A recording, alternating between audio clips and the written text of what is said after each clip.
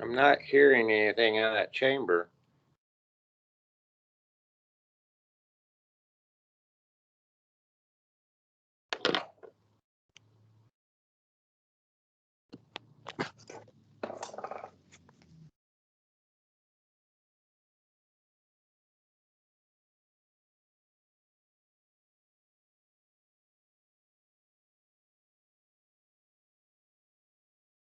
I don't have a chat function, so I can't tell them. Yeah, I'm not hearing them. Yeah, not coming through.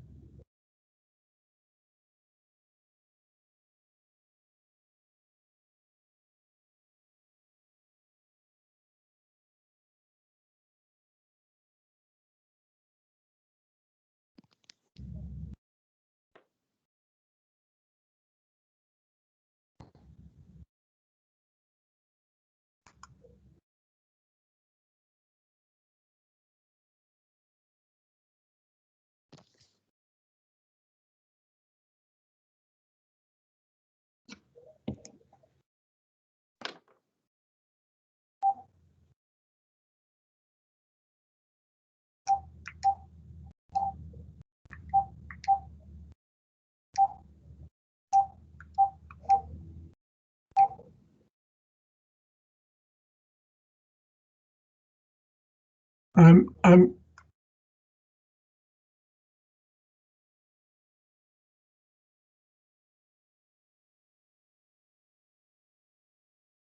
You trying calling them?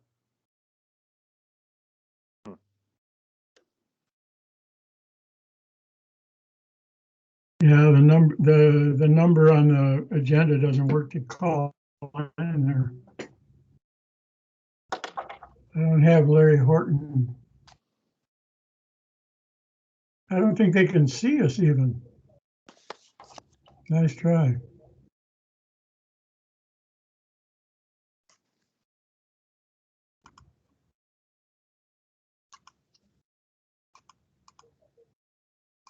Well, I don't know what's changed or happening, but huh.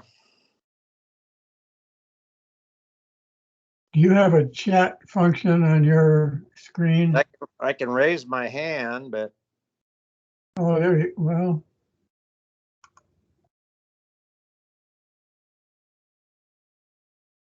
I don't know if that'd do any good or not. I just raised mine too. Unless we tried dialing back in again.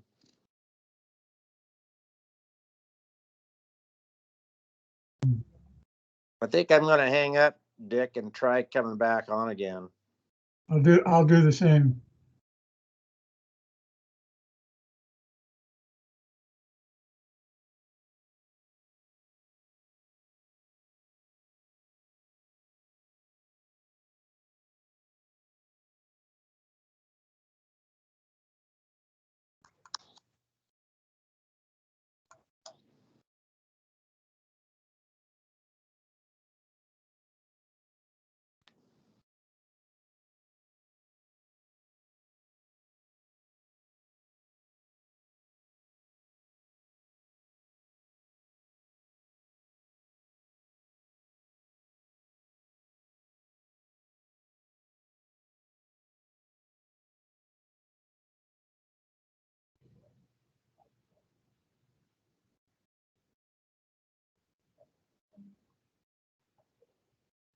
Still nothing.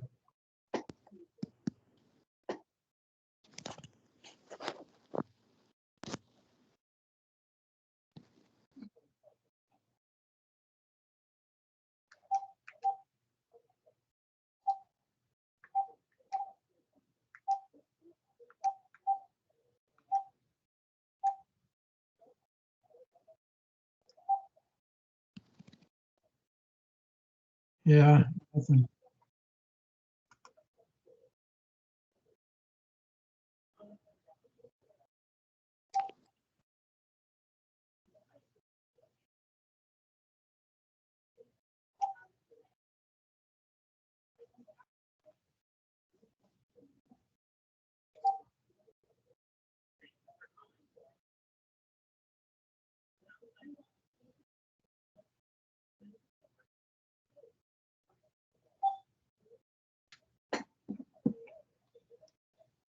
Yeah, I don't know what to tell you. I think we've got a blank here.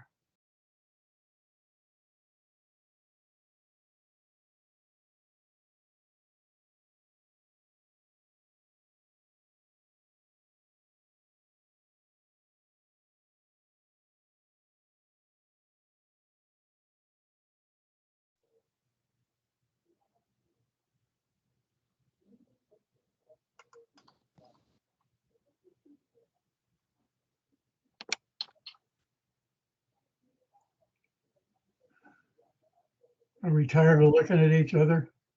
Well, they've got something on their end because Jim Gorley just called me and said that.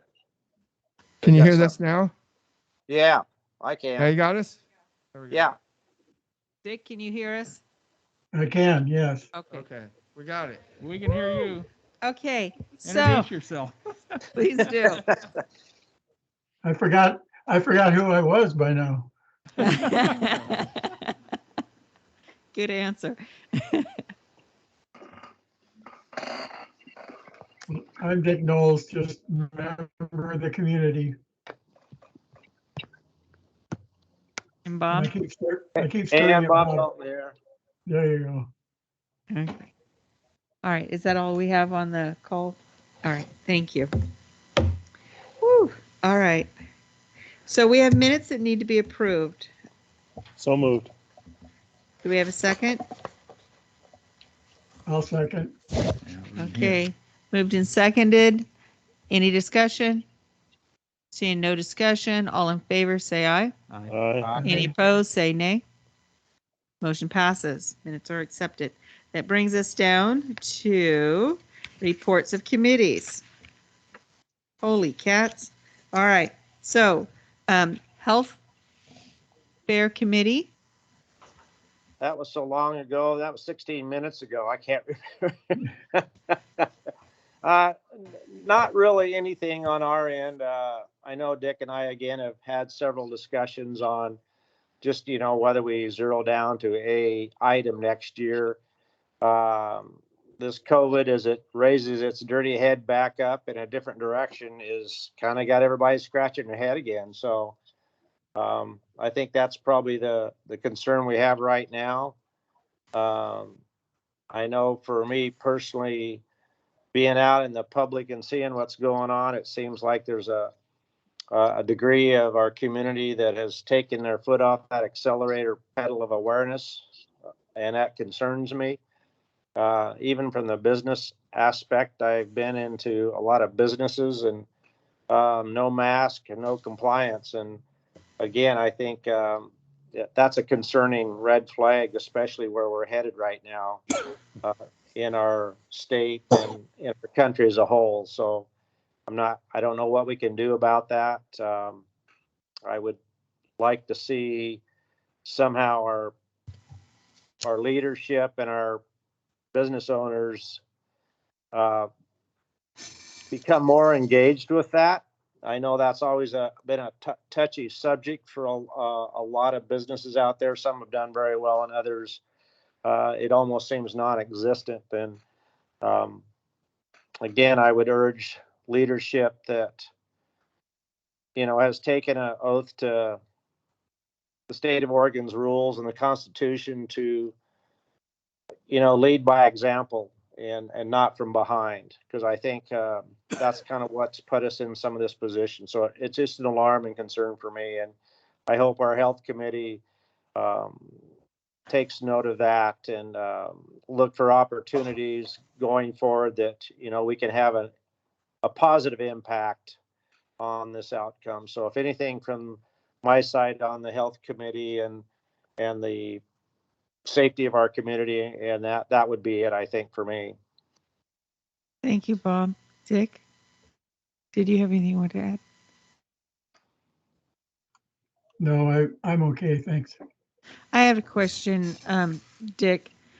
With mental health being an alarming issue nationwide and how it's affecting our youth, is there resources out there that we could tap into to provide some kind of workshop for like Trauma Informed Oregon or something here to our community and sponsor that. I know that they will do like unlimited seating, which ends up being like 500 or something, for like $1,200.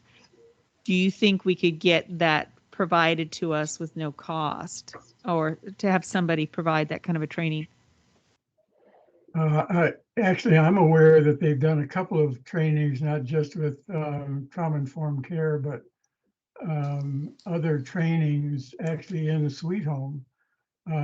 Some of it is the level that you want it at. The school systems have been involved. Yes. I can grab a name from the folks who do this, if you don't mind, and I'll pass the name on to you, and then try to see what you're thinking. Well, I was thinking maybe our committee could host something to the community so that parents and students, whoever wants to come into it can. Yeah, the difficulty is, well, as you well know, you get more than about 20 people in a room, and it doesn't go well as a teaching model.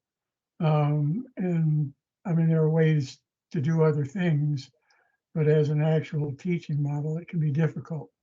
But let me do this. I'll put you in touch with the folks who are the prevention folks for the county, and then we'll go from there, if that's all right. That would be wonderful. Yep, you bet. Thank you. All right. And that, I think that would be very beneficial to us if we can pull something like that out. Western University, maybe they would be able to help us out. I bet they could. I bet there are some things that they would be able to do. Go ahead, Dick.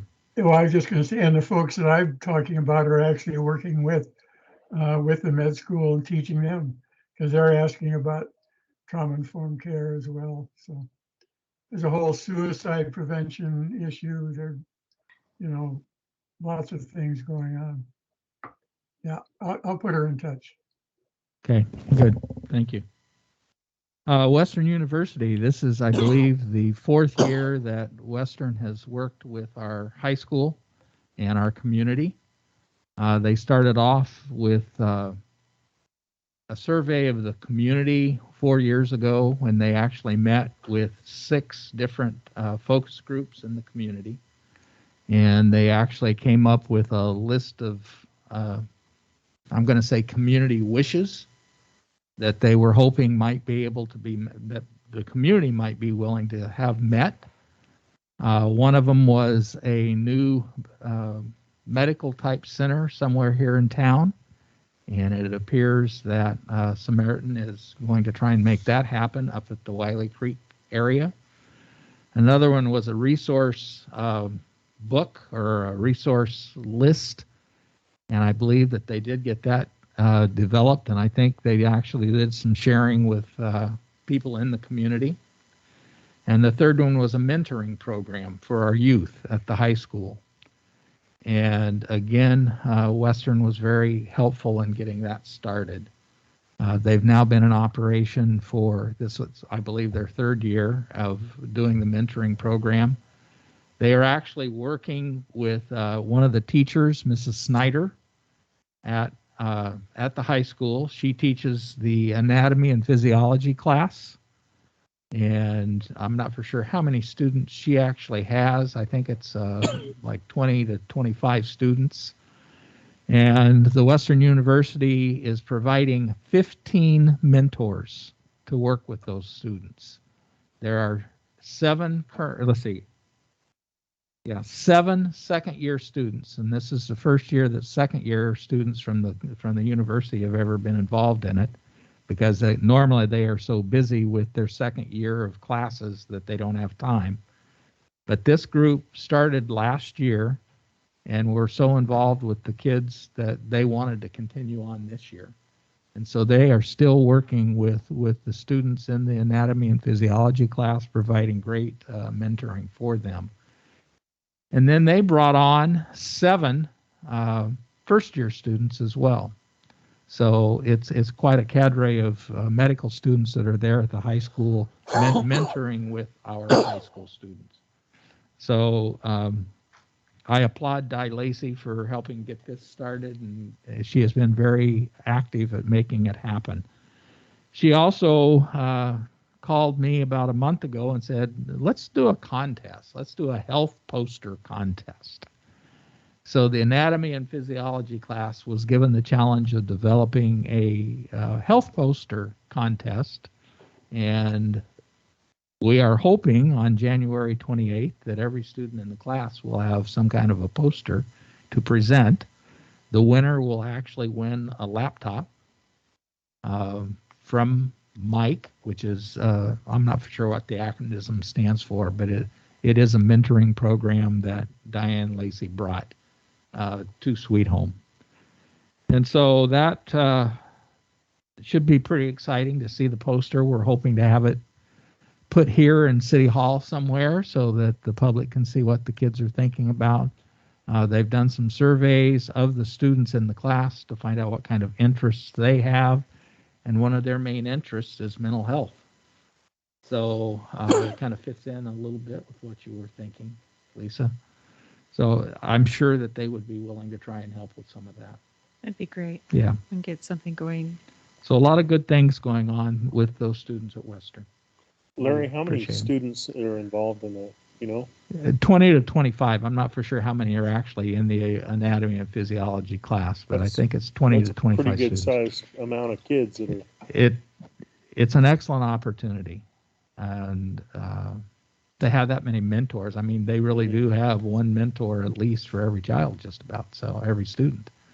So I'm excited about it, and I know the teacher, Mrs. Snyder, is very happy to have them. It seems like it would be timely when the posters are done and the award is announced and that kind of thing, that we might be able to have the newspaper or something submitted to them to do a report on where we are at on these goals that came out of that survey, right? I think it's timely to let the community know what's been going on. Sometimes people forget that there's a lot of stuff going on that's really positive, and these are all very positive things. That would not have happened had those students probably not been involved in that community survey. Yeah. Probably wouldn't have happened. Good partnership. And so, all right, we're to the Homeless Action Committee. Oh, was there any questions regarding that? Okay. Anybody? All right. So the Homeless Action Committee. We have, you want to take that away? Well, I'll start it off by saying that there's a lot going on that seems to be positive. However, I've missed a lot of the meetings the last 2 meetings I have not been able to attend for family reasons, but I know that the county has signed over some property to the city. Almost. Pardon me? Almost. Well, they signed it. I saw the signatures on it. It's just not officially done. They signed the resolution to go through the process. There you go. Yeah. So we're close. And really, probably Ray should report more than myself because he's been at all of those meetings. So I'm going to say, Ray, you want to give us an update on where we are with those meetings between the county and the city and what is happening? Well, actually, Commissioner Tucker has been a champion for us at the county level in this project, and helping to herd this through the process. So he deserves a lot of credit for that, I think. Essentially, the county has agreed to gift property to the city. They have a process that they have to go through to notice that, and then a public hearing. Which so the soonest they can do that is going to be January 4th. At that point in time, there then has to be a time frame. So we can't actually even accept it until January 10th. We just went through this today with Blair. So this is all new to everybody, which actually works out well because the next city council meeting is the 11th. Of January. So then after the council formally accepts the property, then we can go and have it recorded, which will probably happen on the 12th in a day, hopefully. You want to run it over there, Yeah. I'll run it over. There we go. So somebody will run it over on the 12th, and we'll then we'll actually have the property, and we can start on the project. On the Breaking 13th. ground, so to speak. Right, we can break ground on the 13th. So we have had Okay. success. That's a hope. All those things are not written in stone. They're hopeful. Right. We're shooting for, because there's a survey out there that has to be done First. to get a legal. Right. And that's with outside sources. So the county On that. the county told us today. We asked about that survey because the council there has to be the survey done so we know the actual legal description and everything for them to accept it. The county told us that they'd have it done when we needed it. We're like, Okay. well, We need it. yeah, that would be by January 6th so that it can be included in the council packet. So I know Blair and Rachel are kind of going back and forth today a little bit on what that means. So, But it is doable. The county would have to influence, they've engaged with Udell Engineering to take care of that. So Okay. We're hopeful. If the stars align, we could start doing work on January 13th. So if the stars don't align, it could be days or even weeks after that. So that being said, staff, we had a meeting last week with Brian Carroll, Lynn County Parks, to discuss, as you know, in wanting to be a good partner, we wanted to make sure that as we ran infrastructure and whatnot, that we were doing so in a manner that would meet with their needs, future needs as well. So we worked out some of those details, and quite honestly, the city at this point, we're trying to get some of the materials for the infrastructure. Conduit is not easy to find right now. Pipe is not necessarily easy to find and get right now in a timely manner. And you would not believe what people are charging for fencing now. Just in the past couple of months, we've seen a price increase at that about $20,000. So we're still looking and trying to find it a little less expensively and trying to look a little more local as well. We did actually get an estimate on moving the annex to that location. Works out to about $12,000 to disassemble where it's at, move it, and then reassemble it at the new location. And that's about in line with what we paid to remove the house from Sankey Park a couple of years ago. So it was a local, Josh Victor's volunteering basically to do that. Okay. I don't think he's going to be making any money off of that deal, quite frankly. Yeah. If so, it's not going to be very much. So Good. this was actually less than what we paid to move the small house out of Sankey Park. So so we're thankful that he's willing to help us with that as well. Good. So, other than that, it's just trying to get everything together. We have I think you've seen the timelines online, and we went in today, and Joe added a bunch more stuff of steps that need to be taken. So we're just trying to get ready and prep to have all that done. So. Okay. In your discussions with Mr. Tucker, I don't know if he shared any information on grants or anything like that with you. He's very hopeful that he has a resource that has said they would consider a gift to this project of up to $100,000. Yeah. So we're keeping our fingers crossed, as is Commissioner Tucker. And normally this wasn't something that this contact of his would support. But as he explained what the project was and the success that it's had in other places and the model, it went from 30,000 to 60,000 to 100,000. Yeah. So, again, Commissioner Tucker's been Yeah. very supportive of this project, and I think I did a little dance when I read that email. yeah, I called him and specifically to thank him last week for that. Yeah. And had a good conversation with him. So, That was a big help. yeah.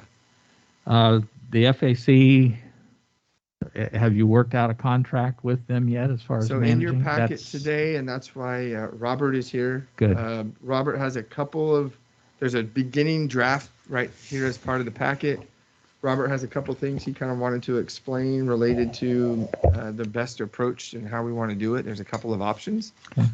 And so as he tried to explain it to me so that I could pass it on to you, I just kind of, Come on over. hey, what are you doing Monday night, Robert? Good. So he was gracious enough to come. Well, once we get that done, there's another 30,000. So Yes, yeah. Well, basically, in your packet, you'll find two different ideas on it. One follows the Walla Walla, called the Agreement for Services Sweet Home Homeless. If you read through there, it's a more of a contract with the people that are running it, the facility. But why I say that is because of the fact is that in their, how they did it is the city was hand in glove with them, okay? As in, they were paying, so I understood it from reading it before I changed it to read like Sweet Home. They had like in there, I'll just use a word, they had like, we'll pay you $19.95 to do this job and this and this and this and this. The city was actually paying them to do this. That's why this is written this way. So it's written like a contract because that's what it was. They were hiring them to do it, and the city was doling out the money.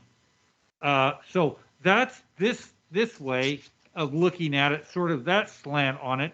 The next one that you have in the packet is a lease agreement, and I just came across another lease agreement. There might be a few more terms I put in there, but the other lease agreement is like 19 pages long, and I don't think we need that for discussion.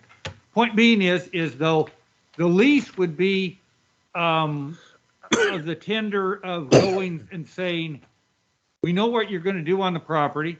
It's zoned such and such. It passes Blair in the zoning for your what you're doing there, how you're doing it. You're doing it according to building code. You're doing it according to the zoning. We've got a piece of land. Here's a lease. You're on your own. You're leasing the land from us.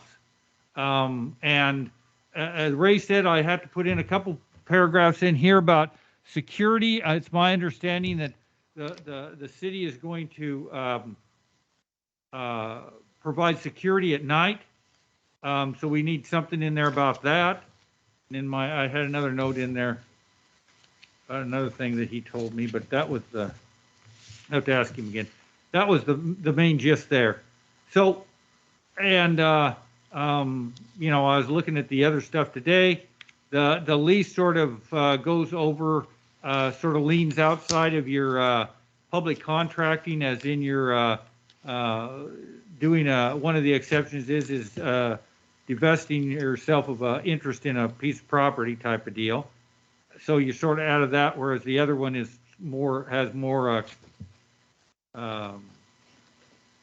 flavor of being in your public contracts law, and therefore has to abide by all the public contracting laws. And there basically I'm assuming, move forward in the fact that this is the only, FAC is the only ones that are going to do it. So there's no too much having to, like you do in some, put out a proposal or put out a bid because you're not going to get any. This is it. And so it's one of those type of deals, but you have to sort of look around and make sure that that's it, more than I think you do on the lease part, because that's what if it's written much like this, that's what it would be, is a lease of property. And I think that would be under a lot of it under one exception to the public contracting rules. Having to go through that process anyway. So it's just the idea of, we just thought, well, we'll bring it, and these are drafts, and just see what everybody thinks and how everybody's thinking this is actually going to work on the ground. And then we, draft up whatever we need, but might pick paragraphs from each one of them, and even the one that I haven't brought here today was a 19-page job. I might pick a few paragraphs from that just to cover a few extra things. But the idea is are we going in like a contract? Or are you going in like, person's leasing my building down here and I'm the landlord and I don't want them to waste the property. I don't want them to do anything illegal. I want them to carry insurance, but too much more than that, I'm not involved in it. They're doing a legal thing, and that's what they're doing there. That would be your lease type. The other one, like I said, is drawn from a example of where they were hand in glove with them, as in they were the ones making, they were the ones paying. Robert? Yeah. The one thing I don't see here is, if there's, the building itself, because, the building itself might have 1 or 2 or 3 different occupants in it, and who's gonna be responsible for the different occupants that might be in the building to do their business. Well, we can certainly add, I mean, that would go under, let's use the lease just as an example. That would go under our provision of how you want to be doing it. Are they really subletting it? That's kind of what I'm Or wondering. are they not? I mean, if they're just walking in there for the daytime and they're just like any other employee of that FAC, or volunteer of the FAC, they might not, I mean, and they might not rise to subletting, just like me walking in here and doing some business and then leaving. I'm not subletting it. I'm just using it for their purposes. Well, like Lynn County Mental Health or something like Right, that might right. want a place to put Right. some information or their stuff Understood. in there. But does that, but does that, for the lease, does that really rise to the level of subletting? I mean, are they paying them? I would be looking, if they were subletting, and I'd be looking at, well, what are they paying them? Are they paying them $500 a month to use this room? Or are they just coming and using the room and it's an offshoot of FAC about what they're providing? So, yeah, I don't know. Yeah. I mean, I don't know what they'd be I paying don't for So utilities or. basically, you'd write a paragraph in there that says something like, the landlord has no problem or blah, blah, blah with you letting other civic groups use the form just so they follow the rules, something like that. Because this is geared towards FAC, and that's why I was wondering how. Right. Well, that's real good. We'll just expand however everybody wants to approach subletting. Okay. Yeah, that's good. Has FAC had a chance to look at any of this, Robert? I don't think so. I think it's just We great. stuck it in the agenda packet on Okay. Kind when you got it to us. I think Brock is aware that it's in the packet. Okay. I kind of thought he was going to be here tonight, but I can reach out to him and make sure that he's Anyway, aware of it. Good idea. I guess while we're here, I would, bar other things that may come in, I would be leaning more towards just the lease from what people have told me, what the city is going to be doing and what the city isn't going to be doing. I would lean more towards the lease rather than a contract. I think there's less risk on the city part. Doesn't probably depends on what happens, but I think that's there. I think it works out better for talking the public contracts law. And the only one I didn't know about is this for grants and money coming in that the city can funnel into there, or the FAC can funnel, or whatever. Does it matter the structure that, would it matter whether it's a contract versus a lease? I mean, I'm not sure. So, I don't know. Bob, is it possible that we go ahead and do the lease agreement first? And then when we're ready to move people in, take a good look at what kind of contract might be necessary to be a good partner in this, whether or not we want to at that time. Well, I think what Bob's saying is potentially for grants. Whether they need it. Read different on there for a grant, whether it's a contract or a lease. Yeah, I just didn't know whether on grants, I didn't know whether, the city would, if something's more available under one option versus the other, but. Why is everybody looking at Ray? Well, I'm wondering, don't, I'm I was not. I'm looking looking is at at it Robert. is it reasonable that we would need both? Well, One I, is, I, I understand what you're saying, but I guess my point would be is how it's how much involved the city's actually going to be in the operation of the actual facility. I mean, if you're that way, then probably you're going to have some sort of a contract with, or agreement or contract with, we'd probably call it an agreement, but with the group. But if you are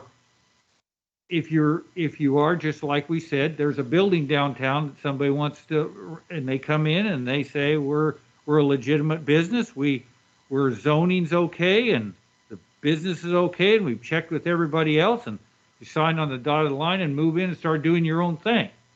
You know, your own purpose, which we knew beforehand is to do this particular purpose, and that purpose is legal. You're doing your thing, and we don't have anything to do with it except we're going to provide a guard to go around there at night. Other than that, it's you. so, You're renting it from us. so I understand the lease piece, but when you start having the role of having a service provided like security at night Mhm. and any kind of other support that we would provide in the future, whether it would be trash services or whatever we deem necessary to make this successful, that we need to make sure that there's a partnership and an obligation that's being honored so that we expect them to not be super noisy, and you address trash in here, but at the same time, having that 7-member committee and Mhm. maintaining that, having somebody come here and talk because they're not here, you know? And so if they want something continuously from us and an investment, although it behooves us to do that, we still need to have that understanding Mhm. and in writing. Am I, Making sense? yeah, Yeah, I Okay. think that getting the property on a lease makes really good sense. And then the actual operations, I think that's where the city and FAC need to sit down and define roles. I don't know if the roles have really been clearly defined, but that needs to happen. And then once those roles are defined, then maybe the decision on whether it's a contract or a inter-district agreement or something. I don't know what. because we know what's in our heads right now as we're sitting here, but we don't know if our vision is the same as theirs, but we also don't know when we leave and there's somebody else sitting in these seats that they'll have the same understanding. And so we wanted some of that continuity to be in writing and that responsibility that if we're going to, And basically, just talking right now, like you do something like that. If you want to lease, you do a lease and whatever. And in the lease, it says, just like it would say in other leases, it says their compensation shall be decided by a separate agreement. You know, I mean, that's how you get past the thing. You Yep. just say, and the operating agreement shall be set by a separate agreement. And then you go over here and wrangle all the things and you make up a separate agreement because that's what you want. The idea, which is fine, is what I'm getting from here. Probably there would be two things, but just so you know, you could have just basically, like I said, you could have whatever the terms of the lease are. You could have the terms of the lease, and that's just all we do. We just rent them a piece of property, and so Yes, you're right. it can go Yes. from that area basic, yeah. over to, well, the Walla Walla one's over here where it says we're like this Yeah. with you, and there's then in between. yeah, I don't think we want to do anything in great commitment. We want to keep it as simple as possible. But at the same time, because the chief has, I think he liked the idea of having a camera in the main area, maybe around the cars where you can see people coming and going, so they don't have to physically be there if there's something wrong. They can respond, but they'll also have that record of being able to look back at that. And I think there's going to need to be a little bit more than just the lease. Not much. Maybe we can fit it all in one page. But You know. but I think the people that are on that 7-person committee can probably, if you say, that the agreement, the operating rules or agreements will be worked out between FAC and that committee and the city. Yeah, that's, That's doesn't, a start. Well, I mean, what that's- what is your vision of the 7-member committee? I mean, are they an oversight of the FAC, or are they just over here on their own and it's sort of a group that is, Policy board, not the staff board, not staff, but people who say, okay, these things have been working right, these things haven't, and this is what we want to happen, and then staff implement it. And it would be just for the Sweet Home Sleep Center. Yeah. They're not going to be the FAC oversight. I mean, they're not overseeing the whole FAC operation. FAC Sweet Home Just Site. the Sweet Home site is Yes. what they're going to Yeah, all the policies related to the operations of the managed homeless facility in Exactly. Sweet Home, but not overseeing operations of FAC internally. If that makes sense. They're going to be the board that somebody's going to complain to if somebody thinks the rules aren't being followed. Right. They're not going to come to the city council Well, yes, to start with. To start with. well, then, just for my edification, then is this board going to say,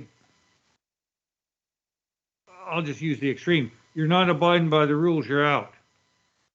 That would be a staff thing. Well, If you have somebody if needs you to had be a vote hired, of- or, excuse me, FAC would hire their own people and everything. But if you are having an ongoing problem because the person managing the site isn't keeping it clean enough or something, then that's who they would. But Come. that's why I said it had to be the city, this FAC Sweet Home Site Board and FAC. Isn't this a subcommittee of FAC? This Yes. board itself. The Yes. site board is? I think the Well, site either board will be a subcommittee. then of that's that. what I just got to get. Either it's above them or it's below them. It's above them. It has for to be this above. site, Right. for this site. So, Okay. if, Okay. One's policy, yeah, One's so implementation the is separate. FAC staff would apply in your question, the FAC staff would apply the rules and policies set by the 7-person board in regards to trespassing or eviction or if that makes sense. Okay, I got that. But Yeah.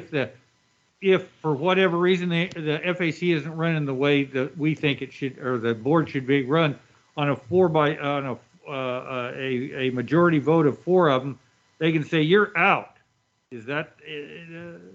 I don't think that's the No. intent that No, the FAC would just say you're out, and then it would be handled. No, I think what he's saying is FAC out. Right. So that would actually be a city. That would the be a city- city council Yeah, decision. I that's believe. why I say you have to have all 3 of them Yeah. in that agreement, because if you don't, the city council then ultimately is responsible to say whether they're in or out. we have a But- lease agreement Yeah, that they could cancel enforces the that. lease agreement. Yeah. Right. It's the last language in that contract, page 31, termination. Either party can terminate this lease upon blank day's written notice to the other party. Yeah. Yeah, that would be the That's city's the hammer. Yeah. Yeah. Okay. And then the subcommittee just is a kind of an advisory board. It just says these are the rules we should have here. So Yep. that's what I understand. And if it's not working, then they create other rules Right. And the FAC to make sure it works. And they problem Yeah. solve. implement it. Okay. And then we would want the contract to ensure that there's one counselor on that 7-person board. That was the other thing. Yep. And that there's the chief of police or the chief's designee would be another Right, member of that 7-person board.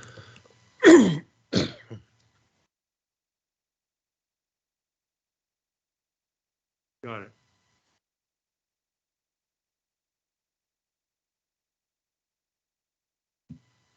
Do you want a city councilor on there, or do you want a member of this committee I think it probably would need to be a city councilor. to report to the council? Yeah. I think that's, I guess As a that would be up normal- to the city council. as a Maybe the city normal council committee. can designate somebody as well.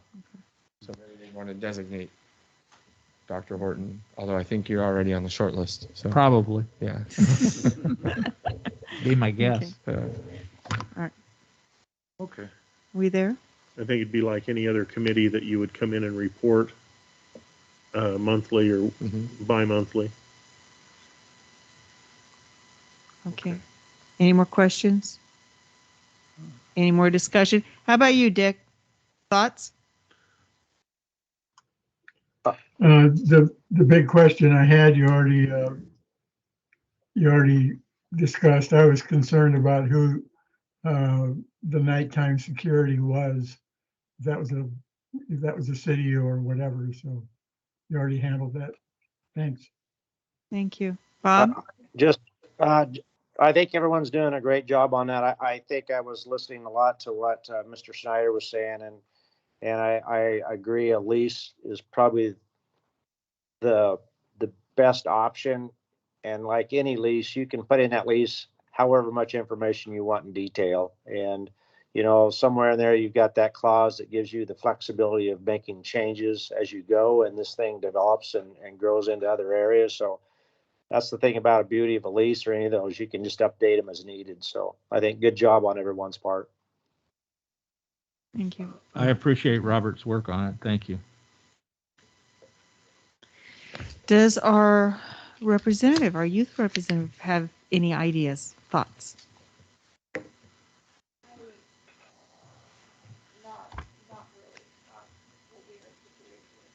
Okay. We're talking about the Walla Walla facility in Washington is way different than a typical tent city that you're seeing in Oregon. And so we're putting together an idea to work with FAC that would provide huts and services to people who are in crises and finding themselves homeless. So anyway, so it should be a model program by the time we're done. So, all right. That brings us to the bottom of the agenda. So, I have a question. When it said new business on this, why it says Family Assistance Resource Center contract? There's no children here, so we should probably do, Community Assistance Resource City Well, I think Center contract. It's their name, FAC. Yeah, that's the name for FAC. But there's no. Oh, They call themselves, the organization is that's why it's titled that way. FARCC. Yeah, no, Don't try and figure that out. I think Dr. Horton and I and Yeah. Sean and I have had this very discussion. Yeah. That Okay. their acronym is, They go by FAC. Yeah. We go by FAC. yeah, Okay. their acronym is Full title lacking. How's is- that? Yeah. Okay, I'm completely confused, but it's okay. Yeah. So, let's go around, thoughts, report, and start. Ray. It's I mean, there's progress. We can see progress, and I think that's good. And talking with FAC and Sean and Jeff today, we're going to start working on a few things at the temporary site. Where the camp is located is having a negative effect on the surrounding community, and so we're going to work to mitigate that for the few months that they might be there, including fencing along Kalmaya. Brock and Sean, or FAC and Sean, have moved people out from between the two buildings, moved them around. We might still be moving some, but we're trying to mitigate their impact on the community as much as we can. There's been definitely some level of cleanup in the past 2 weeks there. There's probably a few more things that we can try to work on, and will work on. I got to give a shout out to Sweet Home Fire and Ambulance, because their sleeping quarters are right next door, like right on the other side of that little fence. And the crews there and Chief Behringer have been very patient and very understanding. If you recall, technically, we have a lease with them for the old City Hall building. There have been issues where they couldn't get into the building, those kinds of things. But they've been very understanding, and when the time comes and we need some help to move them, the fire and ambulance district might be very willing participants in that endeavor. So between the patients of the neighborhood, many people from the neighborhood have come in to talk to us. As you know, this is a divisive issue. And when we've explained to them about the Ninth Circuit, the Boise case, and the recent legislation in Oregon, and explained to them this is a step in a process to alleviate issues, and they've been very understanding. And I think I'd like to point out that when we drive around downtown, they're not sleeping in doorways. They're not in the parks. They're not. Families can go into the library again. So even though there's issues now, I think it's definitely a step in the right direction. I'm not going to steal Sean's glory because he has some success stories to share about there, and I'll let him do that. But I think that there's an indication that we are at least heading down the right path, both for the community, and Sean's going to talk about how it's been helpful for the homeless as well. So, Thank you. So I got some stats together for you today, and just some interesting stuff. We're at the end of the year. It's been, we're almost at the end of the year, and I have come into contact with roughly 66. There's actually a few more that I didn't keep track of, but 66 people since June of last year. Right now, by my account, we have 26 people in town who are homeless, and I know where they're at and how they're sleeping, kind of what they're doing. We have 12 on the old City Hall site, so there's quite a few of them out there, and they have different arrangements. Sometimes they sleep at a friend's house, sometimes they sleep outside, and sometimes in a car. I mean, it's all over the place. There's probably another 10 that I don't know where they're at. I don't have good tabs on them. They just kind of keep a low profile. When you consider the pit count is 45 for last year and 44, I think, for 2021. And then the success we've had, it's kind of interesting. I got 11 people right now who are not sleeping on the street, who were sleeping in the street in January of this year.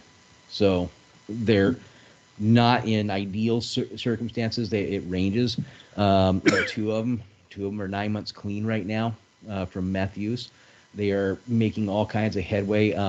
And I've been working with these folks, working on them. And a lot of other people have really stepped up to help them out. They're inside tonight in a motel program at the moment. That's going to end at the end of the year, so we may have them back again. But they've made incredible progress, and they're closing on a year clean. So that's going to be huge, and they're proactive in chasing down all the things that they can. They still need help getting there. We have another pair of people who are currently in treatment within the last 2 or 3 weeks, and they are in treatment in Corvallis right now as we speak. The treatment center that they're working with is working on housing options for them for long term. We have another woman who is currently in a shelter, so she's not sleeping on the street, and has been for about 6 months or maybe 4 months now. And then we have a male heroin addict and thief who today is gainfully employed in another place entirely and housed, and continues to be, as far as I know. I'll be checking in with him here again in a few days. We have an alcoholic male who is sober today, and that's thanks to a person in our community. He has a room, lives indoors, and he helps out quite a bit. 72-year-old male who went into an apartment. We have a downside again, like the two that are possibly facing being on the street again. He isn't in the apartment anymore, but he was proactive in obtaining another place to live and is not living on the street tonight as we speak. So that's another upside. We have another male who's working with Chance and County Mental Health to take care of some of his own issues, and he has now gone and found a room to rent and is making that work. Have a developmentally disabled woman who is on track to enter a group home or some kind of independent facility if it's available. She is not in it yet. but she's in a house tonight with family, and hopefully before she ends up back on the street, we'll have her into a program and back out of it. She's fallen through the cracks, so we'll get her out of the cracks and into the help that a lot of other folks in her condition get. After we have another guy who's working on a child support agreement. He's actually on the street, so I've only got 10 off the street right now. But he's working on a child support agreement so he can get his license, and when that happens, he's going to travel the United States. He's got a plan in place. It's pretty solid, as long as he maintains it and thinks about his budgeting. That's his current plan right now, and he's just going to travel, and kind of a fun idea. So when you think about that, if we have a pit count of 44 in January, we have 10 people not sleeping on the street who were sleeping on the street in January, we theoretically have a 20% success rate. It's all really, really fluid, so we can't really say, some of these folks might have come and gone. And I've got some people who aren't in town tonight. One's in a hospital, and other one's a couple others in some alternative setting right now, and we can have them back on the street, 3 days from now.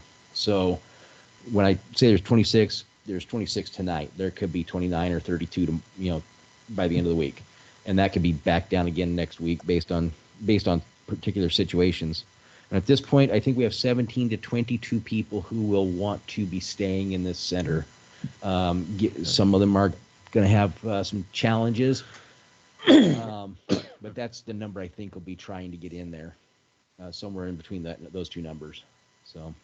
And my count on Friday was 12 on the old City Hall grounds. So. Nice job. Thank you. That's really good. Thank you. Gorley?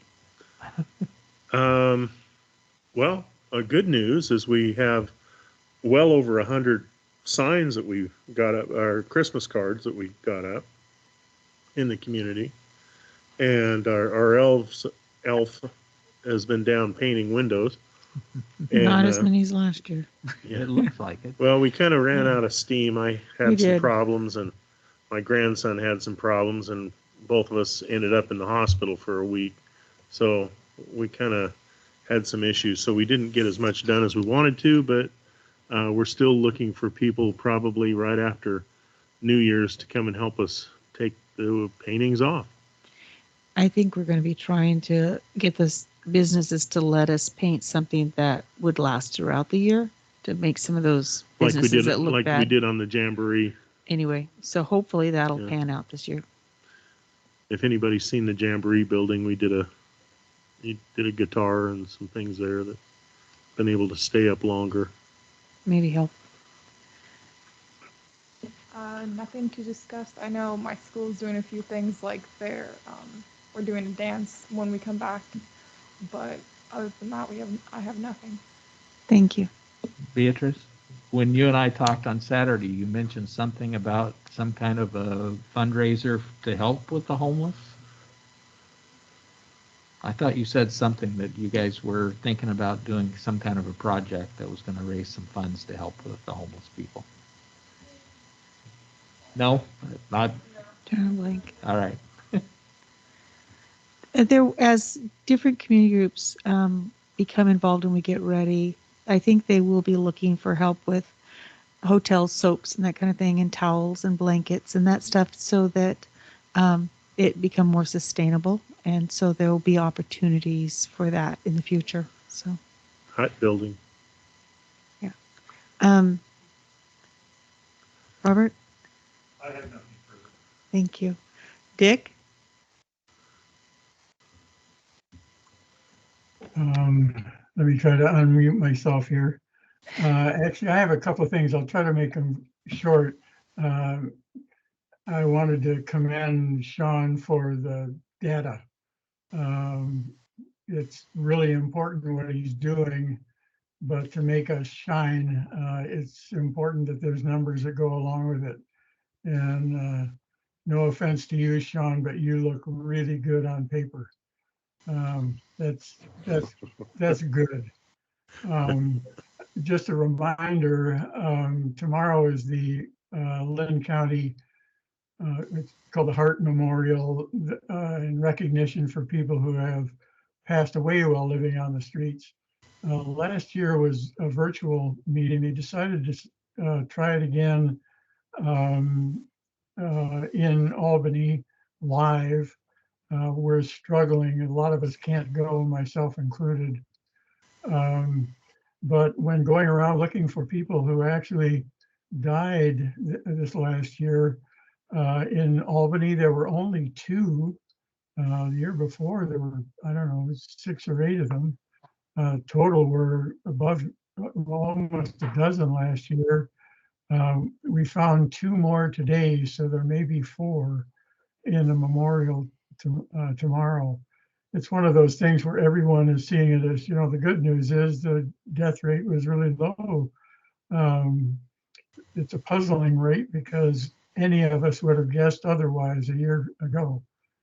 So I'm pleased that people are staying well enough not to get caught up in the COVID thing. And then I wanted to end up just to acknowledge, I'm one of the people that got caught up in the Bi-Mart Walgreens issue with the change of pharmacy. A lot of people in Sweet Home were affected just because it was one of our main pharmacies. And I just wanted to let the group know that this issue went as far as the actual chair of the pharmacy board in Oregon, who, as of about a week after the closure, was not even aware that there were any problems. Has since become quite aware, and also has become aware that there was some shenanigans going on. There's probably not a lot that that person can do, but I do know that Samaritan has taken a handle on this, has tried to help folks who are the Medicaid folks try to make some headway to get themselves back on a roll of some other pharmacy board. And even if you were not part of the Bi-Mart problem before, you're probably aware that your pharmacy is swamped. People are being hung up on, being put on hold on forever. I actually had a pharmacist who said, if your physician calls in an order, it's up to you to call me to find out when it's done because we don't have the time to call you, which is just absurd. But it's true. It is getting better and it will get better. But I just wanted to acknowledge for those of you in the audience who have friends and neighbors, it's happening to all of us and people are really trying to fix this. And that would be it from me. Thank you. Thank you very much. I forgot about what was going on with the prescriptions. It's serious. I kind of reflect back in this last year, we're at the end of the year, but I think, looking a year ago as to where the city was with the homeless and where we're at today is phenomenal. It's had its bumps, but a lot of people that I know in the beginning that really hoped the homeless issue would just go away, embraced and the growing pains of moving forward, and getting to a place where we are today, where we've got this many people involved, different aspects of the community, the city council, Robert Snyder, Sean, who has definitely been instrumental in doing what you're doing, Sean. Just keep it up. It's just amazing. I know I've had some conversations out there in the public sector with people that definitely have an opinion. I guess I could call them naysayers, but people that just aren't informed and educated on what is going on behind the scenes. And I've definitely taken my time to explain to them the amount of people that are involved, some of the aspects of it. I've challenged them to go look at these websites of Walla Walla, and they came away basically saying, I didn't know that. And I think it changed their thoughts, and they were more accepting of that. And I think that's the real opportunity over the next year as this project moves forward, is all of us and find ways to, bring people in from the public and educate them so they really have a degree of feeling good about what's being done. And it's still out there, but I guess on a closing note too, being on the committee for fundraising for the new Samaritan Health Center, we're only about $30,000 away from our goal of reaching that $1 million mark, which is pretty amazing in such a short time. And one thing I have been really pushing, advocating with that group, is the mental health aspect being a part of that new facility. So it's still got an opportunity. So, and with that, I want everyone to have a safe holiday. If you're traveling, be safe, and enjoy your families over the holiday season. Thank you, Rob. Thank you very much. Dick? Yeah, I'll go Larry. as Larry now. Larry, and sorry. Yeah, today is I'll Larry. be Dick tomorrow, maybe. Is that all right, Dick? Sorry. I'll loan you the name. Yeah. All right, I appreciate Okay. it. I'm just very grateful. A year ago, the progress that we've made in the past year. When we started working with the homeless back in November, well, actually October of 2020, I would have never believed that we would be where we are now. And we're getting closer to where I think all of us want to be. Sean is an angel. I can't believe that I'm saying that, but Sean has been a major person in helping these people, helping all of us kind of get through this, Sean. And Ray, there's been times where I just was angry at you because you weren't moving fast enough and you weren't, making this thing happen. And, then I back up and I remember what it's like to be in charge and remember that, none of the government moves fast. And so, being patient is something that is hard to do when you see a problem in front of you and you want it solved. And this committee, all of us have worked together. Lisa has done a tremendous job of speaking up in the city council meetings in favor of the project, and I appreciate that support very much. I think when we went into this, I'm not for sure if we'd had a vote at the beginning, if we would have had a 4-3 count in favor of moving forward with the project. I don't think we would have. I think it would have been a 3-4, and it would have gone down.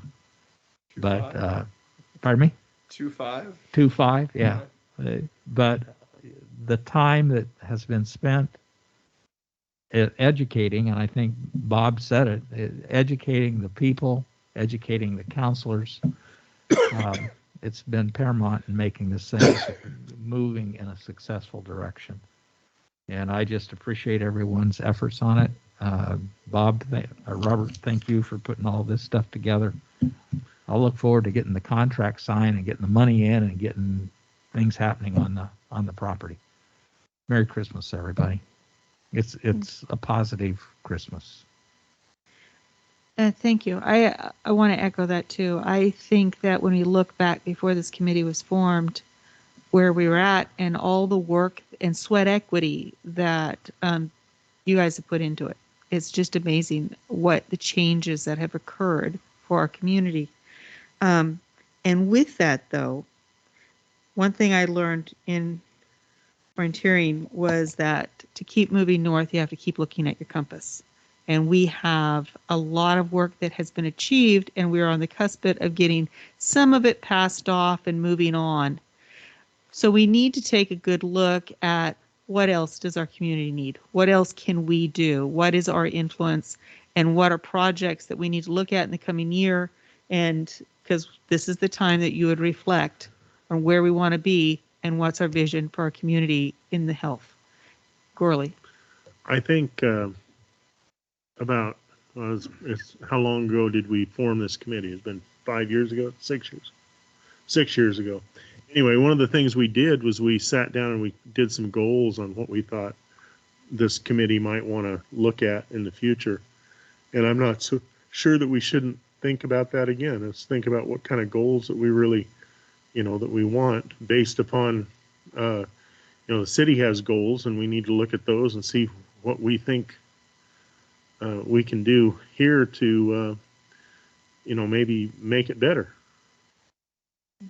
I know we got a lot as a city on the plate, but as far as the community goes, we need to look at what What do you we think, got a Ray? lot going on in our community with mental health. And if we can provide a couple of Zoom meetings, can we change lives? Can we help people in our community?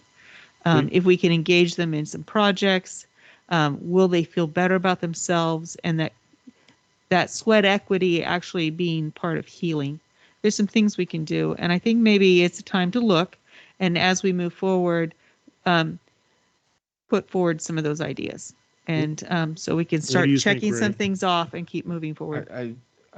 I'm like, I mean, I'm very proud of what has been accomplished health-wise. I mean, the Samaritan announcement is a huge, huge deal for us in many, many ways.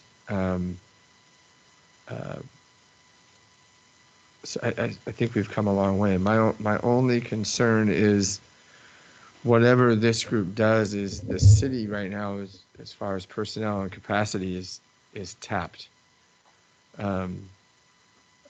We don't have any more capacity, quite frankly. So while it's been very rewarding to walk this path with the committee, as the committee expands, the committee's going to have to take on even more of the administration things that in any future projects, it would be my only warning. So Julie's tapped. I understand. That's Yeah, I mean, she can't keep track of little things anymore. She's particularly right now with all of our HR openings and whatnot. She's tapped, and while I enjoy cracking the whip, the reality is it's all in fun and games because we have a staff that works really hard. That's my only concern. So- I hate to set us up for failure. No, but like No. like Dr. Horton's thing that he is doing, and Bob's doing, and Dick's doing, and the different ones. Mhm. I think we can, if we find a program that we think, would fit in with the goals of the city, I think we could look at that and maybe Absolutely. see about bringing that here or Absolutely. No, however yeah. that works. we do. You're right. We do need to look at that balance between what can be achieved and how much energy it takes to achieve it. Because as the care facility, which was one of the original goals of this group, comes to fruition, we don't have to do anything as a committee, or we don't have to do anything more. Samaritan will do it, right? Or when we get going, FAC and that 7-person board will be coming back and just reporting to us, and we won't have to do anything anymore on the day-to-day basis, right? Am I wrong? You are the eternal We're optimist. gonna be building huts, right? Right. We'll be building huts. But I keep thinking, we normally juggle about 3 or 4 activities at a time. And if that means that we can do some outreach and get some Zoom meetings in, or, some public speakers and stuff, I think it can be low stress. Sure. Keeping it low stress, maximum output. Sure. What is that? The most people. Do the most good for the most people for the longest period of time. There you go. Yeah. And then, but at the same time, conserving energy, because the city does have a lot on their plate. Too much. Yes. Too much. But Motion to adjourn. all right. Second. Is not debatable. Motion. No further business. Adjourned. Happy holidays, everyone. Yeah, likely. Mr. Bob.